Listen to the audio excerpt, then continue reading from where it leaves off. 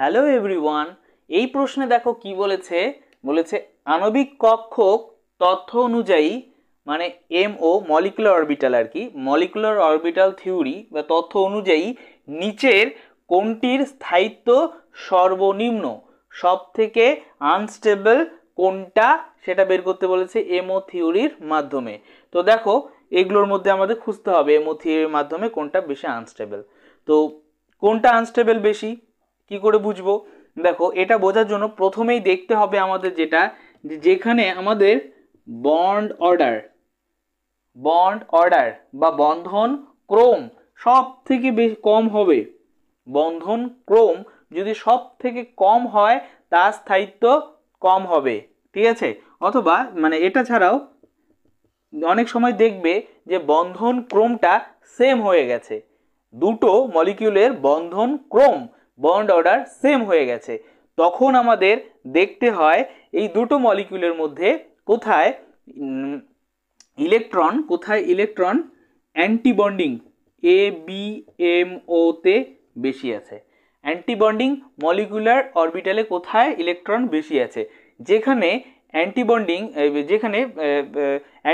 Molecular অরবিটালে electron বেশি থাকবে, যেখানে অ্যান্টিবন্ডিং মলিকুলার অরবিটালে ইলেকট্রন বেশি থাকবে সে তত বেশি আনস্টেবল হবে বা অস্থায়ী হবে। বোঝা গেল? তো এবার মোট কথা স্থায়িত্ব কম হবে। তাহলে এবার আমরা এক এক করে চেক করি যে এদের মধ্যে কোথায় কোনটা বেশি আনস্টেবল হবে। কি করে চেক করব?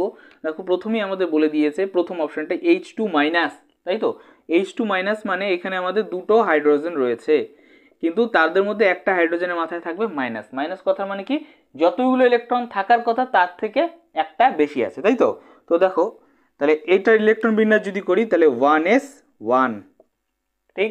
তাহলে এটার ক্ষেত্রে 1s2 হয়ে যাবে, কারণ একটা যা ছিল আগে তো একটা ছিল, একটা এখন আরেকটা এক্সট্রা এসছে মাইনাসের কারণে, তাই তো? দেখো মাইনাসটা কিন্তু আমি এখানেও দিতে পারতাম, এখানেও দিতে পারতাম, ঠিক আছে? মানে যেখানে খুশি সেখানে দিতাম, আমি এখানে জাস্ট দিয়েছি আমার ইচ্ছা হয়েছে তাই, ঠিক আছে? তোমরা যেখানে খুশি দিতে পারো।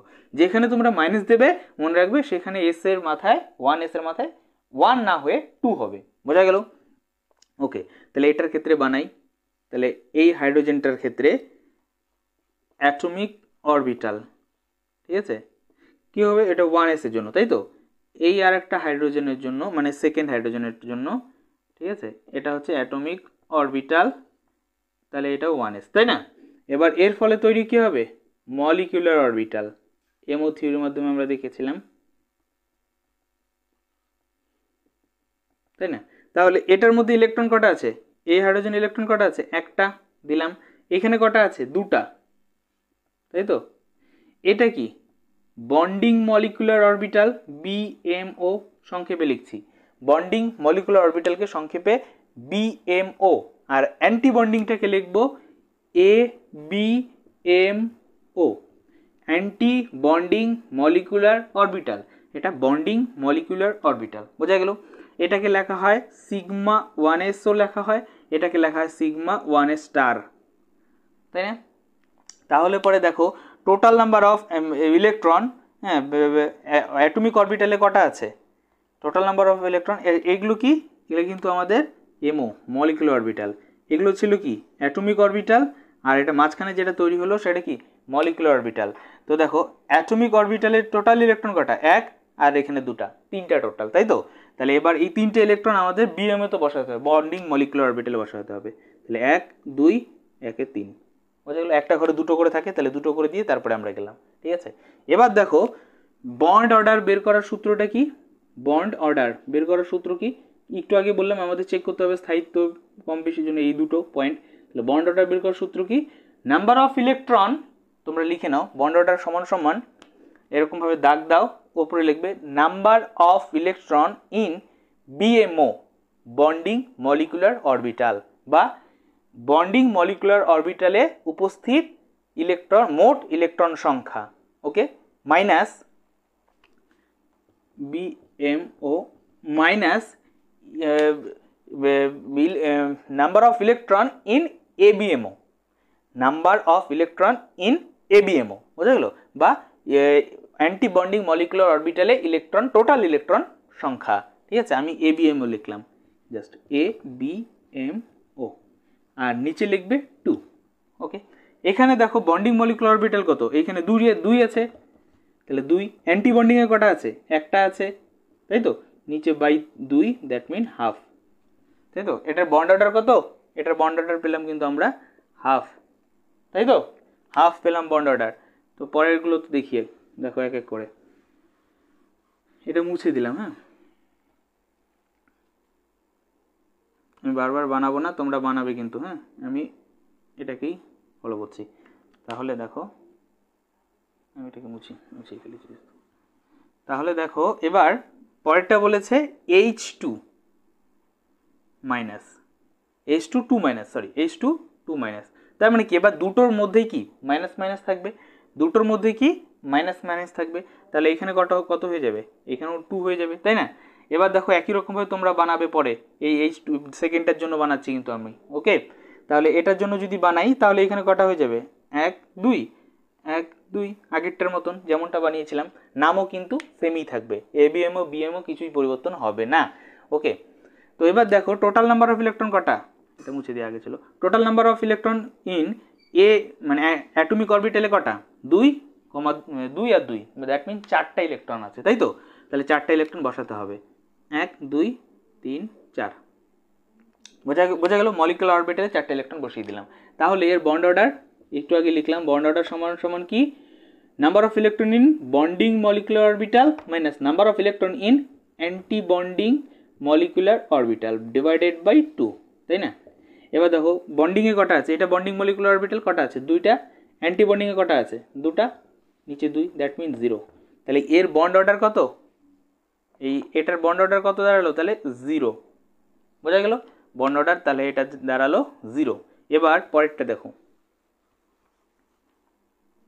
তোমরা কিন্তু বানাবে। হ্যাঁ, আমি মুছে দিয়ে করছি।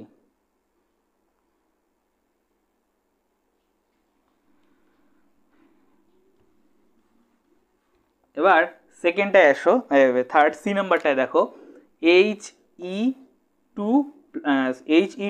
প্লাস, তাই তো। প্লাস কথা মানে কি, ইলেকট্রন নেই। He2 মানে দুটো ইলেকট্রন, সরি দুটো, He মানে হচ্ছে তার মধ্যে দুটো ইলেকট্রন থাকে।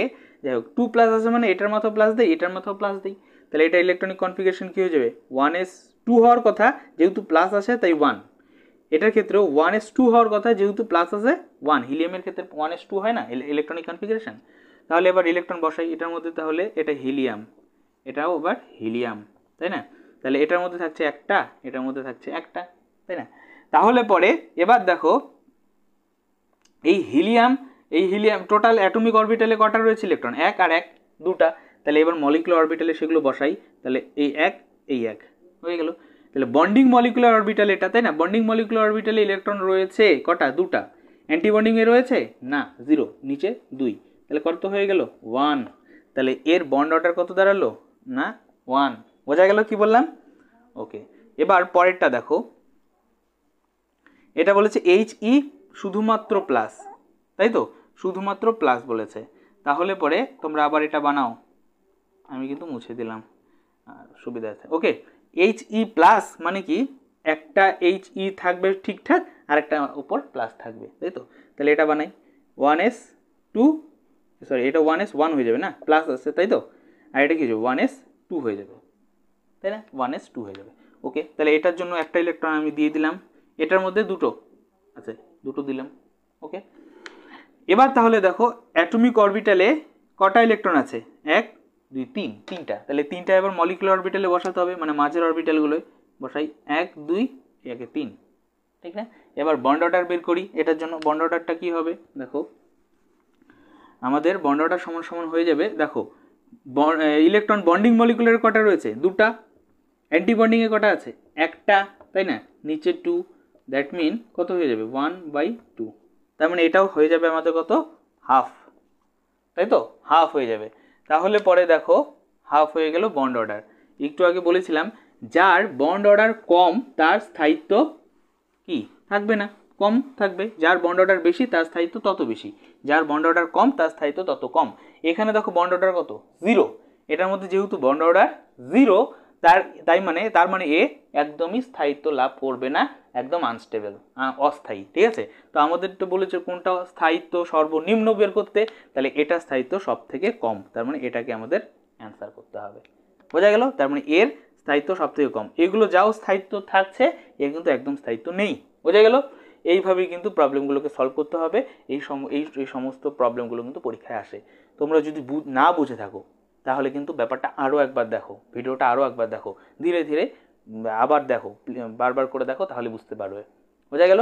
আর তাছাড়া এমও থিওরি আমরা যখন পড়েছিলাম সেখানে কিন্তু আমি ডিটেলসে বলেছিলাম, তাই না? তো যাই হোক, এইভাবে কিন্তু প্রবলেমগুলোকে সলভ করতে হবে। ওকে।